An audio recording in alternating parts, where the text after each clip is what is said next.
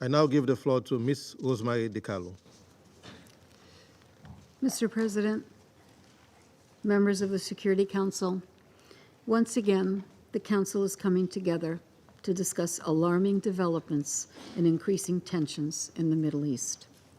The devastating Israeli attack on the al-Tabeen school in Gaza City, which prompted this meeting, points once again to the desperate need to reach a ceasefire, free the hostages, and scale up humanitarian aid to Gaza.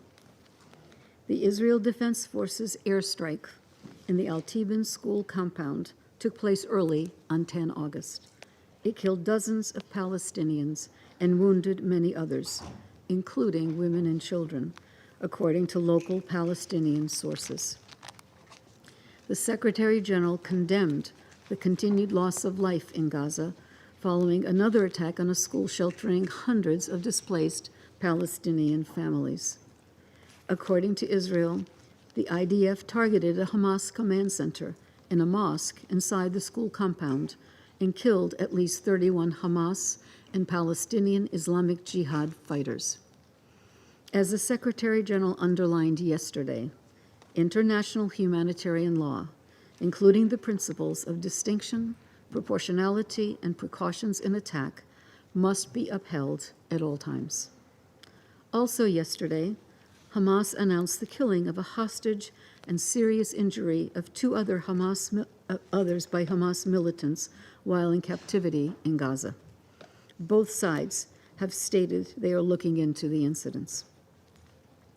Mr. President, with hostilities continuing across the Strip, including in the north around Gaza City, in the middle area in Khan Yunis, and in and around Rafah, the situation remains catastrophic for civilians.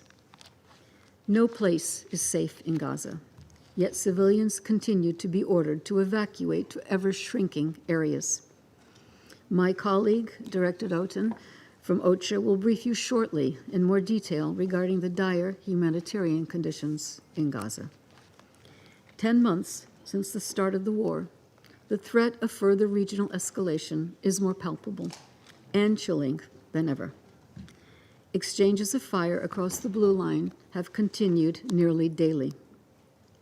Since I last briefed on 31 July, numerous projectiles have been fired from Lebanon across the blue line, causing damage to buildings and bushfires in open areas. The IDF has responded with strikes across the blue line into southern Lebanon. Uncrewed aerial vehicles crossing the blue line from southern Lebanon have also continued. An IDF base was hit across the blue line, while another base was hit near Nahariya in northern Israel. An open area in Nahariya city was also struck.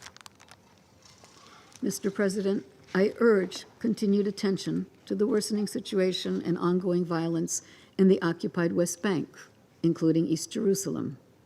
On 3 August, the IDF said it conducted 2 airstrikes on a Hamas cell in Tulkarem, killing 9 Palestinians who the IDF said were planning to conduct an attack inside Israel. Separate IDF operations in Jenin and Tubas early last week also killed another 16 Palestinians. On 11 August, a shooting attack claimed by Hamas killed 1 Israeli civilian and wounded another in the northern Jordan Valley in the occupied West Bank. Another Palestinian shooting attack, Al-Qalqilia, reportedly injured 1 Israeli and 2 Palestinians. The assailant, who was claimed by Hamas as an Al-Qassam Brigade's commander, was subsequently killed by ISF. Mr. President, if the slide towards an even greater catastrophe is to be halted, the parties must end all escalatory rhetoric and actions. I reiterate the Secretary General's call for all to work vigorously towards regional de-escalation in the interest of long-term peace and stability.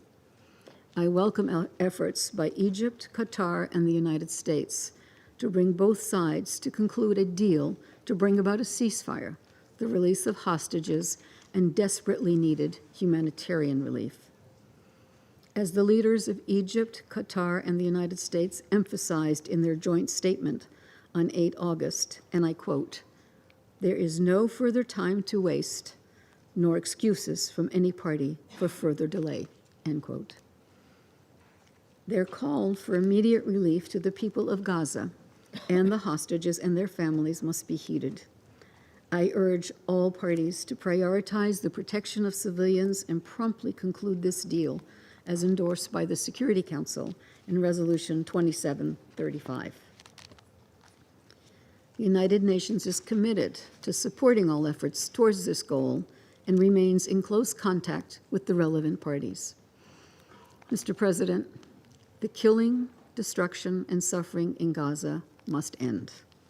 The hostages must be reunited with their families. But even as efforts to achieve these goals continue, we cannot lose sight of what we consider indisputable. In the absence of a clear path towards a future in which Israelis see their legitimate needs for security materialize, and Palestinians see their legitimate aspirations for a fully independent, viable, and sovereign state realized, lasting peace in the Middle East will remain elusive. Thank you, Mr. President. I thank Ms. DiCarlo for briefing. I now give the floor to Ms. Lisa Dottin.